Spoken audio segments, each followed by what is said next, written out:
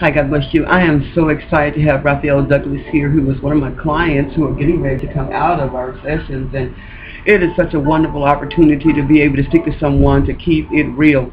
You know, over the years that I have dealt with families and communities, it has been a challenge. But thanks be to God that we've gotten great support from different foundations and organizations within the communities at large, and then my board of directors and so many family and friends and volunteers. We just want to say thank you. And because without you, we have not been able to make the impact that we wanted to. But I want to say that we're here and we're available to those who really want to think well. And about thinking well, this is our Think Well campaign, and we're asking many of those who know that there's a need for help in those communities where you live. You need to get with us, because we have the free scholarships for families who are being challenged with mental health issues or just simple anger. And so I'm excited to have Raphael Douglas to talk about the impact. Thank you so much, Raphael, for being, willing to talk about the issues where you have been, and, and just kind of share a little bit about you and what this counseling sessions have done for you. A little bit about me. I grew up in California. I spent over 30 years in the military, retired, and moved here to Houston. I'm a chief engineer working for a company, and I am learning my way in Houston. This counseling session, the time that I've been here, helped me out tremendously, in the sense that I can vividly remember the first day I got here. I was in complete disarray. I felt the world was coming down upon me. I felt that there was no hope. I felt betrayed. I felt senseless in every way, shape, or form, because the only thing that was on my mind was I have been set up by someone, and believed that the system was not working. But thanks to you, Dr. Murphy, you was able to have me eradicate those thoughts and feelings out of my mind, and have me focus my attention in ways how I can be a better person, a better father, a better friend to others, and even those that hurt you, look at them and try to find ways to help them out. That is so powerful to hear. One of our greatest things that we always hope for, and that is to see if we've made the impact. And when I hear men, because it's such a hard situation when it comes to people being challenged with different tests in their lives, especially when they're in relationships or when they've been betrayed, like you described, and set up where they have to come in and get this type of counsel. But when I first met you, when we get into the talk and really listen to the soul of the person and hear what's going on with them, our goal is to build better relationships with families.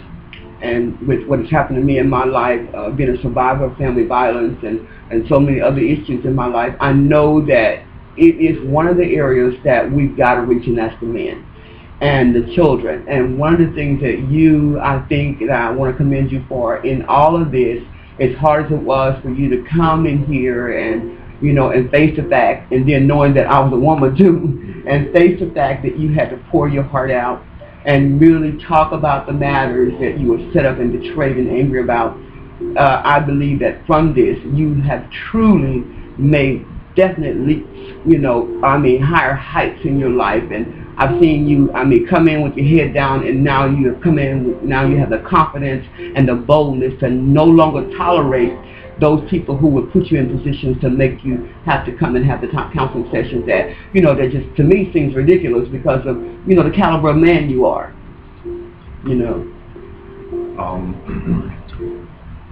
One of the things that I've learned in the military, honor, courage, and commitment. Yes. I have never been to jail in my 57 years. Never been arrested. I always look as a perfect person. I am not perfect, but I was a person that always followed the law and the rules, a person who truly believed that I was there to provide for my family. There are times when we don't realize certain things. We're not aware of our surroundings. Yes. And people have ulterior motives in this world. But one of the things that I learned through you, Dr. Murphy, is that not all people are the same. We have very good people in this world. That's right. But ultimately, one of the things that we all need to do is look for the Almighty. That's right. When we are in disarray, when we are in a predicament, when we don't know what to do, we have to ensure that we are walking in the right path. That's right.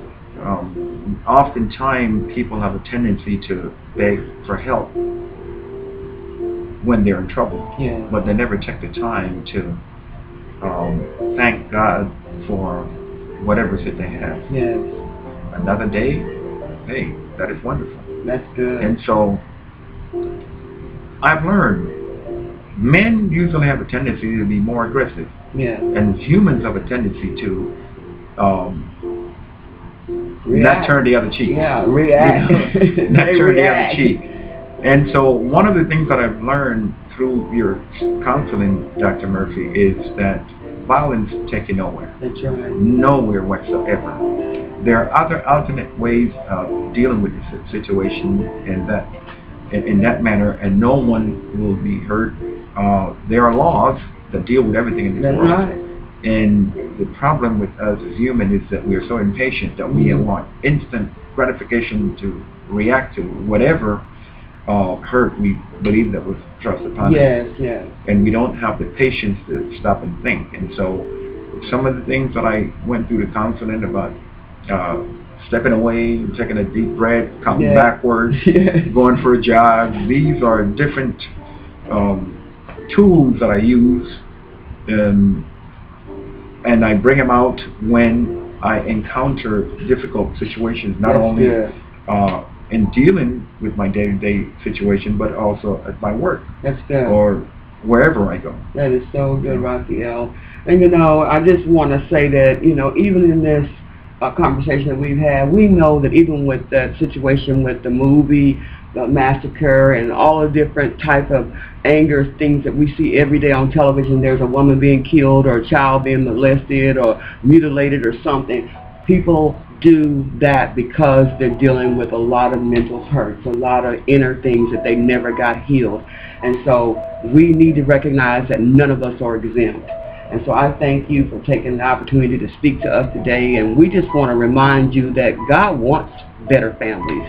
And it's our responsibility to take a step out and say, listen, I need help. And so that's what this particular piece is about, to let you know that you got to think well. Take a moment, like Raphael said. Think out rather than react.